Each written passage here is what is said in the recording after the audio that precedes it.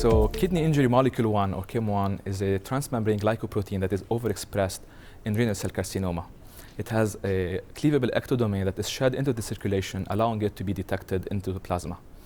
On the other hand, the Javelin Renal 101 trial was a pivotal phase 3 trial that compared the combination of PD-L1 inhibitor avelumab plus VEGF receptor tyrosine kinase inhibitor axitinib versus sunitinib, which was the standard of care at the time.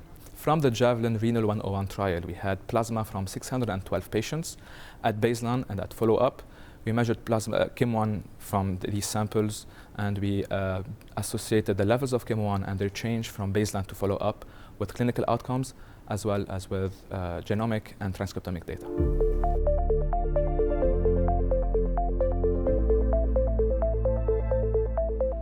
So in this study, we used an electrochemiluminescence-based assay. In other works, different types of assays, such as bead-based assays, have been used. Why do I mention this? Because the nature of the assay influences the concentrations of KIM-1 across these studies. In all of them, across all studies, KIM-1 was prognostic of clinical outcomes. However, there is a need to standardize the cutoffs, to standardize the assays in order to make it more clinically applicable in routine practice.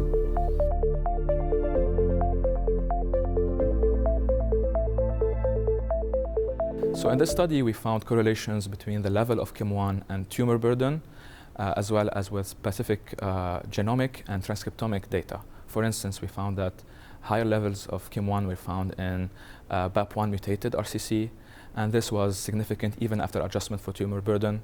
In addition, we found correlations with transcriptomic profiles, so higher KIM-1 levels were found in interferon gamma response signatures compared to hypoxia signatures.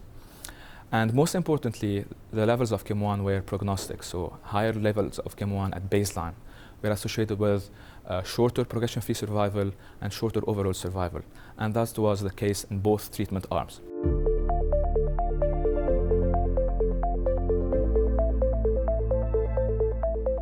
So this is the first integrative look at circulating KIM-1, showing it's not just a prognostic biomarker in metastatic renal cell carcinoma, but one that also reflects the underlying tumor biology. So future validation studies will have to look at KIM-1 as a biomarker prospectively in order to implement it into clinical practice.